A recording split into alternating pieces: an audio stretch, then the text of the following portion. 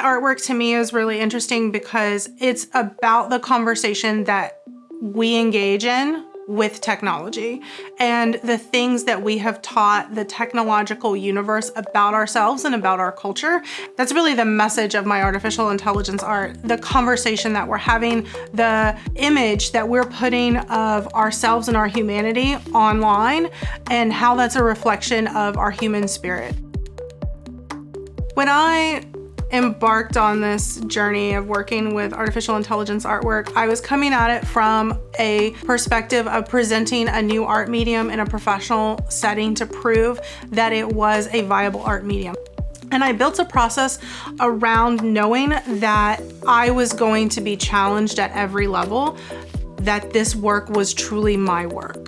So I felt it was important, number one, to start with original images. So I started there with things that were mine. And then I edited and manipulated those compositions that were solid fine art compositions in and of themselves. And after I went through that digital editing process, that's when I turned the image over to the generative artificial intelligence and prompted it in ways that I was really pulling the artificial intelligence to think for itself. I was always trying to give it as little information as I could so that I could see what the algorithm pushed out to me without a lot of guidance. And then once I got that image, I worked the composition again. So after that second round of digital editing and I send that composition off to print, it comes back to me. And every one of my pieces is then gold leafed or painted or inked on top of. Sometimes it's just highlighting elements that I've added digitally. Other times it's completely creating elements on top of the image to finish the composition. So every one of my works is touched by my hands. Every one of my pieces starts as an original photograph, and they're all originals. I don't do any prints or reproductions of my AI work, which I think is a very important delineation as a digital artist. Because when you can just hit print as many times as you want on a digital piece, I think it starts to lose artistic integrity.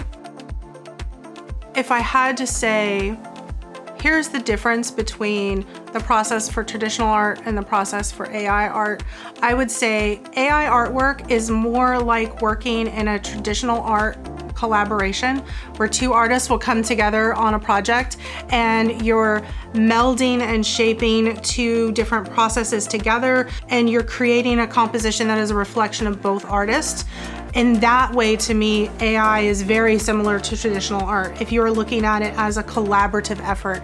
If you are leaning too much on it as an artist in and of itself, that's when you get bad AI artwork. That's when you get really reductive AI artwork. But also, if you are too quick to dismiss AI as just being a tool, you lose the conversation piece, which I think is very important. So I would say to anyone who thinks that AI doesn't take any kind of skill, isn't real art, doesn't involve real artistic ability, you've clearly not spent enough time on the internet to see really bad AI artwork because it's out there. It definitely exists. Negativity is always going to find a landing strip. And right now, AI artwork is a very convenient shelter in that storm. If AI artwork brings 5 more talented artists into the community of art and lets 5 people on this entire planet tell a story, our entire civilization is richer for telling those 5 stories. So if AI artwork makes 1 more kid feel like they have a voice in the world or 1 more artist able to express themselves, it did its job tenfold. It's totally worth it.